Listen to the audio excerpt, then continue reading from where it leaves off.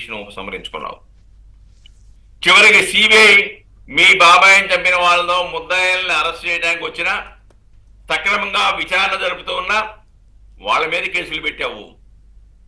ఎవరైతే సుప్రీంకోర్టు జోక్యంతో అవినాష్ రెడ్డి, భాస్కర్ రెడ్డిని ముద్దాయిలుగా దాంట్లో పొందుపరిచారో ఆ అవినాష్ రెడ్డిని అరెస్ట్ కాకుండా అడ్డంకి కలిగావు. నీ పోలీసులు కూడా ఓపెన్ గా సిబిఐకి చెప్పారు, మేము సహకరించలేము మీకు అని చెప్పేసని. అంటే సిబిఐకి సహకరించిన వాళ్ళు, సిబిఐ నమ్మని వాళ్ళు, సిబిఐ కేసుల్లో ఉన్న వాళ్ళు ఈ రోజున సిబిఐ విచారణ చంద్రబాబు నాయుడు గారి మీద విచారణ జరపాలట. నువ్వు ఎన్నికల ముందు నువ్వేం చేశావు? ఈ చంద్రబాబు నాయుడు గారి మీద పెట్టిన తప్పుడు కేసుల్లో నేను అధికారం కోల్పోతానేమో, కోల్పోతే కొత్త విచారణ అధికారులు వాస్తవాలు పరిశీలిస్తే ఏమీ లేదని కేసు ఫాల్స్ అని రిఫర్ చేస్తారేమనే భయం నుంచి నువ్వు 4 కేసుల్లో ఛార్జ్షీట్ ఎందుకు ఏం చేసావు?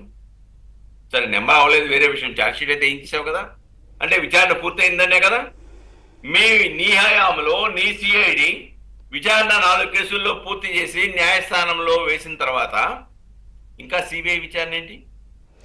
ఇది రాజకీయ దురుద్దేశంతో, రాజకీయ ప్రేరేపితంతో వేసినటువంటి పిటిషన్ న్యాయస్థానం గుర్తించింది కదా. అంటే అంత అసహనం, ఆగ్రహానికి గురి చేసిన అంశాలు ఏంటి పిటిషన్ లో సార్? దీంట్లో వేసింది వాళ్ళు ప్రధాన అంశాలు రెడ్ బుక్ గురించి ప్రస్తావించారమ్మా.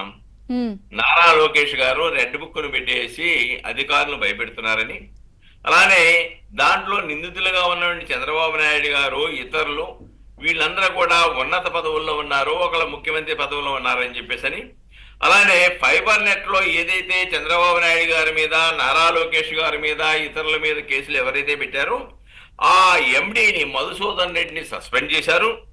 అలానే బ్రవరేజ్ కార్పొరేషన్ సంబంధించిన ఎండిని వాసుదేవ రెడ్డిని సస్పెండ్ చేశారు. ఇలాగా అధికారులను కూడా భయపెడుతూ వాళ్ళని సస్పెండ్ చేస్తూ ఈ కేసుల్లో ముందుకు తీసుకున్న వాళ్ళ మీద చర్యలు చేపడుతున్నారని చెప్పారు. అంటే ఇలా అధికార దుర్వినియోగానికి పాల్పడుతున్నారు. ఏమంటే బ్రవరేజ్ కార్పొరేషన్ లో ఆయన వాసుదేవరెడ్డి చేసినటువంటి అక్రమాల మీద చర్యలు తీసుకోరా? అలానే ఎండి మసూదన్ రెడ్డి ఫైబర్ నెట్ ఇంకోటి కూడా రాశారండి, ఎన్నికలు విచారణ కౌంటింగ్ అయిపోయిన వెంటనే ఫైబర్ నెట్ యొక్క కార్యాలయాన్ని సీజ్ చేశారు అన్నాడు. నువ్వు ఆఫీసుల్లో గ్రంథాలను తీసుకెళ్లిపోతూ, కంప్యూటర్లో సమాచారం లేకుండా చేస్తూ, అలానే కార్యాలయాల్లో దస్త్రాలను దగ్ధం చేస్తూ ఇలా చేస్తూ ఉంటే ఆ సాక్ష్యాలను కాపాడటం తప్ప. కాబట్టి ఇలాగా అర్థములైనటువంటి ఆరోపణలు చేస్తూ సిఐడి నుంచి సిబిఐకి ఇవ్వాలని చెప్తున్నాడు. అందుకు న్యాయస్థానం ఆగ్రహించింది. ఈ రోజున ఇక్కడ ఆల్రెడీ సిఐడి విచారణ జరిపింది, ఆయన హయాంలో జరిపింది. ఇది రాజకీయ దురుద్దేశంతో ప్రతీకార వాంఛ తీర్చుకోవడానికి